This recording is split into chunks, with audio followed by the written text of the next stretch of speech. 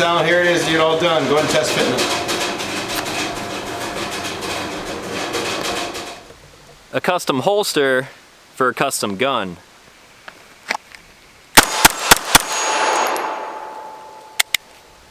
Sunday GUNDAY.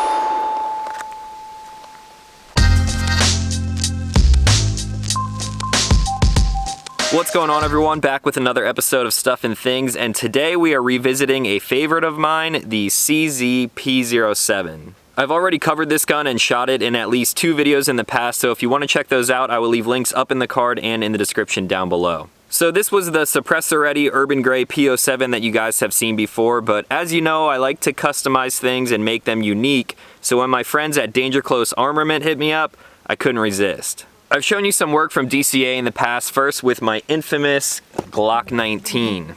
They're the ones who did all of this beautiful framework on my 19, and I have actually since added a threaded barrel by them as well. And then you may remember my custom Glock 43. This entire build was done by them, from the framework to the slide serrations all the way down to the one-off Cerakote. This has been and still is one of my go-to EDC guns, especially in the summer when it's hot out and I want to carry something a little bit lighter when I'm wearing shorts. So I have seen and shot a lot of their work, not even just my own personal guns. And needless to say, I'm a big fan of everything that they do, so I figured why not send them something a little bit different this time, like my P07. I decided to go classy and flashy with this one, starting with the framework. This is DCA's beautiful frame package, which I prefer over the rubber grips that I had on here any day of the week. The texture is next to perfect, being aggressive enough to significantly improve your grip in sweaty or other non-ideal situations, but it's also not overly aggressive, which might deter me from ever carrying this in the future. They then Cerakoted the whole thing in graphite black to cover up the less desirable urban gray. I'm still a fan of the way this gun came stock, however I wanted to add some contrast with the idea that I had for the slide. I knew Danger Close offered their barrels in titanium nitride, but I took it a step further and had them coat the entire slide. Not only is the slide titanium nitride coated, but they also added a few cocking serrations across the top, as well as a new front sight post with an orange ring around the tritium vial.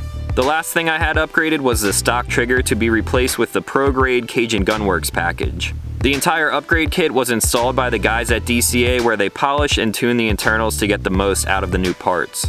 So this is the new package that I'm working with now. It's obviously not going to appeal to everyone, but I'm super happy with the way that it turned out. I was kind of taking a gamble when I decided to completely coat this slide in titanium nitride, but luckily it contrasts great with this black frame and it's definitely one of a kind. I also decided to run the Inforce APLC a little bit more because this is still one of my favorite compact weapon lights. And since QVO Tactical molded this crispy new holster for me, I think this light will be living on this gun for a while now.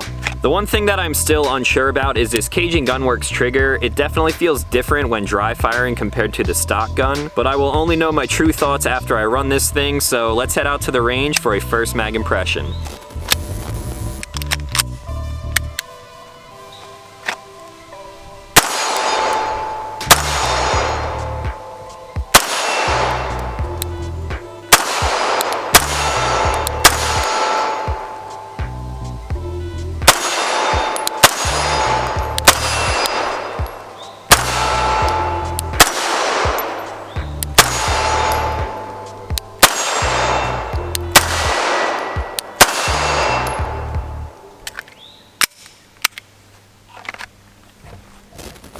Alright guys, back for my first mag impression. That felt really quick to me, and I haven't actually shot this gun in about a month and a half, so that kind of rekindled my love for this gun.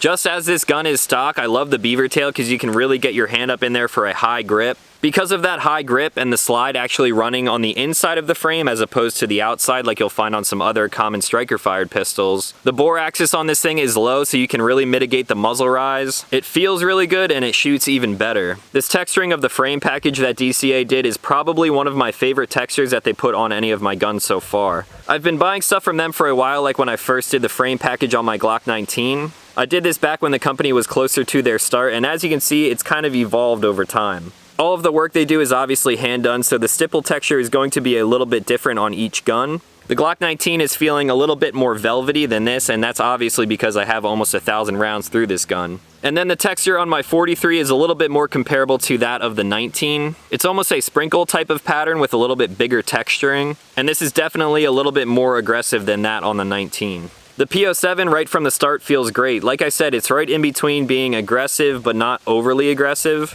The purchase feels good, and even if my hands were sweaty, I don't think that this thing is going to be slipping out of here anytime soon. But then at the same time, when I have this thing holstered and it is rubbing up against my stomach, it really doesn't bother me all that much.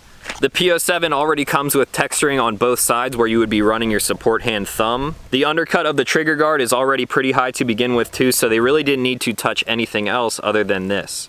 Now for the top slide serrations, I would say this is more aesthetic than anything else. Because this slide is so thin, you don't have a whole lot to grab onto in the first place, so typically when I rack this gun, I'm grabbing it from the back. However, when you do go to press check this gun, if you really get the meat of your hand down in there, you can definitely use the top serrations. I have no problem racking the slide this way. I just find that because it is so thin, I end up pinching the sides more than I do putting my whole hand down on those top serrations. This first impression is really not going to tell me anything about how this titanium nitride coating of the slide is going to hold up. But as of right now, I really like the way this thing looks, and I think even after some time, whatever type of distress, wear and tear happens to this slide, I think it will end up looking pretty cool in the end. The front sight post was also a nice addition. Let me grab the stock gun for comparison. Here's the front sight post on the stock gun. As you can see, just a normal night sight tritium vial on the inside there. And then here we have my Danger Close armament package where you can see a little orange ring around that tritium vial. In some non-ideal low light situations, I think my eyes will definitely be picking up this a little bit easier than a traditional white dot. And then there's the trigger, which I obviously save my thoughts on until I run this thing a little bit more. I think to get a true appreciation for this trigger, I will need to compare it directly to the stock gun, but I also brought something else out that would make a great comparison against this modified P07. That being the Chris Sphinx. These are both double single action guns. If you guys want to see the video that I did on this gun, I will leave a link for it in the cards right up here. When shooting this gun against the stock P07, I was definitely a fan of this trigger more. But after this trigger kit and all of the modifications, both of these guns are coming in at around the same price point, just under $1,000. So I'm curious to see which one I will actually prefer more. With all that being said, let's go out there and shoot this thing a little bit more, and I have a feeling that I'm going to be doing more than 100 or 150 rounds with this gun. I'm gonna start off the test by just running one mag through the stock P07, that way I can truly get an appreciation for the Cajun Gunworks trigger.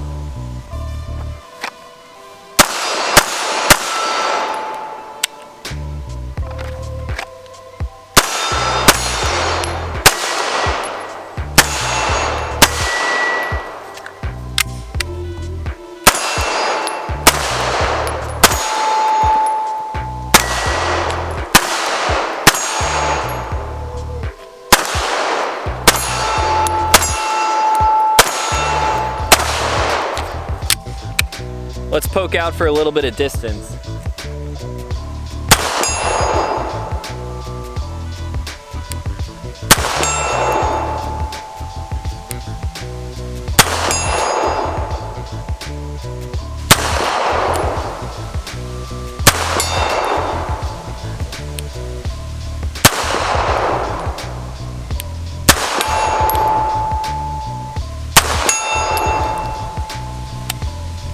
Not too bad.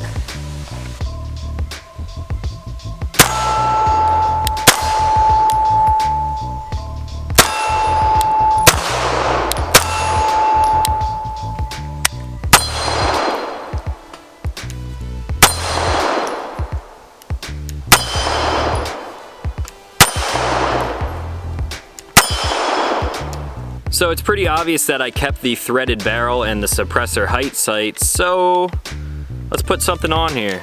This P07 is obviously chambered in 9mm, but let's throw a Tyrant 45 on here, see if we can make it a little bit more quiet. 147 grain 9, and no ears.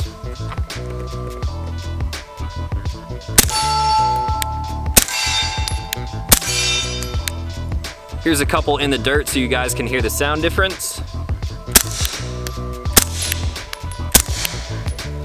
And keep in mind that I'm shooting this thing about a foot away from the microphone.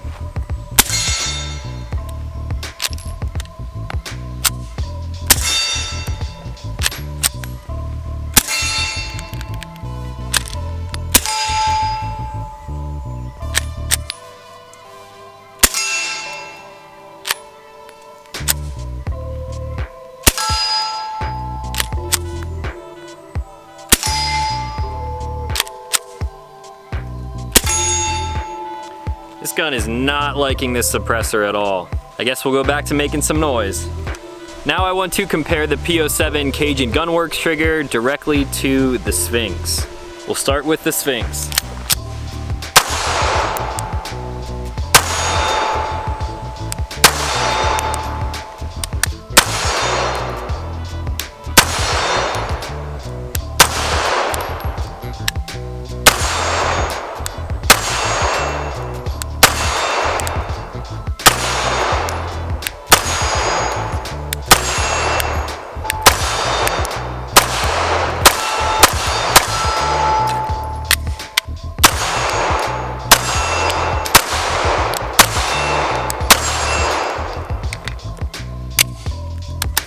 You know we gotta do it.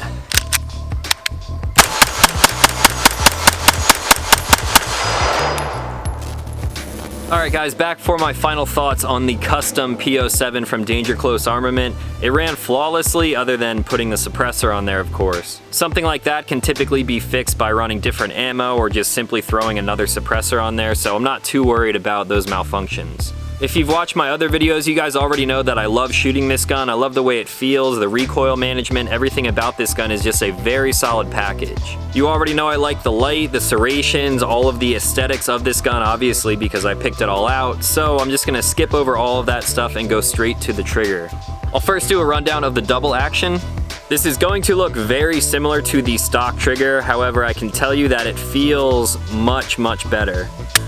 All of the pull lengths and even the weight feel pretty much the same, but it is way smoother than the stock trigger. And then for the single action, again, very smooth compared to the stock trigger, back to the wall, and then you get the same nice crisp break. We'll check out the reset as well. Letting the trigger out again is also nice and smooth until you get to that audible and tactile reset. There's a little bit of take up to get back to the wall, and then the same break. Now, I never really had a complaint with the stock trigger that came in this gun. I shot it well. I like that it is somewhat of a flat-faced trigger. The take up to the wall in both single and double action did feel relatively smooth, but when you compare it to something like this, it really is a night and day difference. Video is definitely not going to do it justice, but this stock trigger just feels a little bit gritty now when compared next to the Danger Close Armament polishing of the internals and the Cajun Gunworks kit. Even in single action, when you don't think that you would feel much of a difference, this just feels a little bit smoother all the way through the take up to the wall. They both break at about the same pull weight, and then the resets compared next to each other. I think the reset on the stock trigger might be a little bit more audible and tactile, but basically that's because of the grittiness. This one's a little bit more mild, but you can definitely still feel it in your finger, and I shot it pretty damn well.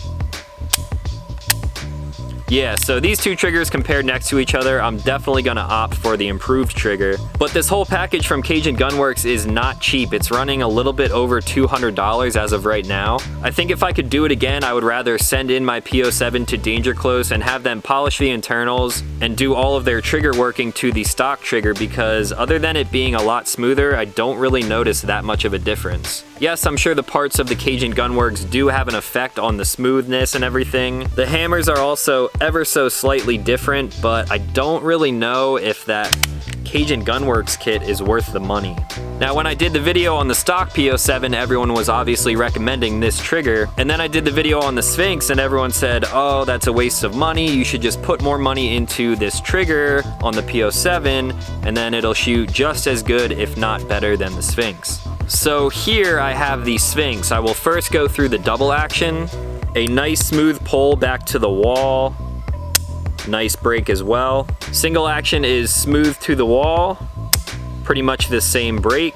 And then for the reset, I will let out until I feel and hear it. The reset feels pretty damn similar to the Cajun Gunworks kit though. And then of course a little bit of take up back to the wall and another crisp break.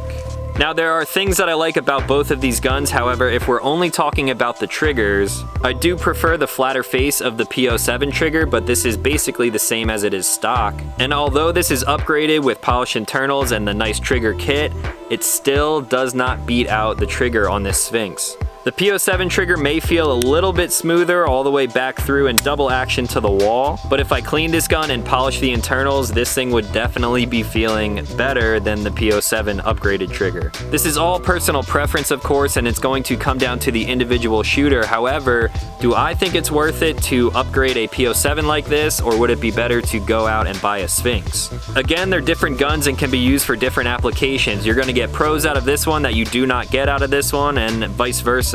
If I'm bringing these guns out to the range and I'm going to be shooting for fun, I'm probably going to lean towards the Sphinx. However, if I'm looking for a carry gun that sort of does a little bit of everything, I think I'm going to lean towards the CZ. This gun shoots great, it's been reliable for the whole time that I've owned it. It's still a polymer framed handgun, so it's lighter than the Sphinx. You get the low bore axis, the great ergonomics, and you can also throw a suppressor on here as well. This gun stock is coming in significantly less than the Sphinx. You could almost buy 2 stock P07s for the price of that gun. So then that leads into the question of, are all of these modifications worth it? To me, yes, the modifications I've done to the P07 are definitely worth it. The gun looks great, shoots great, even better than it did stock. I'm actually confident enough with how I shoot this gun that I would consider putting it in my QVO holster and carrying this thing daily. Now, am I going to do something like that? Probably not right now until I put some more rounds downrange with this thing, but that is the type of confidence that this thing inspires. I don't want to keep going in circles too much. I've already covered this gun a lot in the past, so you probably won't be seeing this anymore unless you might see it in a future EDC